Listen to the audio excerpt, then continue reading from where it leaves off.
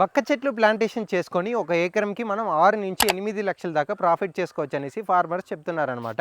ఒక్క చెట్లు మనం 2 టైప్స్ ఆఫ్ ప్లాంటేషన్ చేయొచ్చనమాట.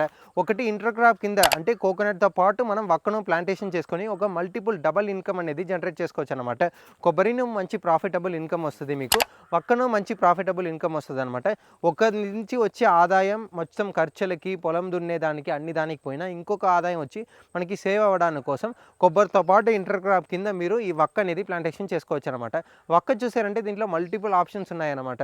అంటే మీకు దేశీ వెరైటీ కానీ, లేదు మంగళం కానీ, లేదంటే మోహిత్ నగర్ కానీ, లేదు దీంట్లో హైబ్రిడ్ వెరైటీ క్రాస్ పాలినేషన్ చేసినదంతా కూడా చాలా అవైలబుల్ ఉన్నాయనేసి మార్కెట్లో చెప్తున్నారనమాట.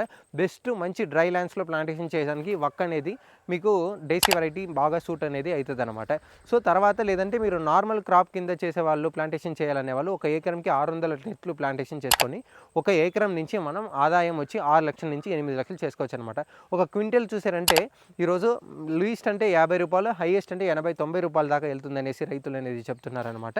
సో ఒక ఎకరం ప్లాంటేషన్ చేయడం వల్ల మనకి 6 లక్షలు అనేది ఆదాపు ఇన్కమ్ అనేది వస్తుంది అనమాట. ఒక ఎకరం నుంచి మీకు 600 నుంచి 900 క్వింటల్ దాకా హైయెస్ట్ వస్తుందనేసి చెప్తున్నారనమాట. ఒక్క అనేది ఒక బెస్ట్ చాయిస్. లేదు ఫామ్ హౌస్ దగ్గర పెట్టాలనే వాళ్ళు కూడా ఒక్క అనేది కొబ్బరితో పాటు పెడితే మీకు మంచి కేరళ వైబ్స్ అనేది వస్తుంది. కాబట్టి రైతులు దీన్ని గమనించి ఎవరైనా ప్లాంటేషన్ చేయాలనే వాళ్ళు మంచిది చూసి ఎక్కడైనా మంచి వెరైటీ ప్లాంటేషన్ చేసుకుంటే మీకు బెటర్‌గా ఉంటాయి.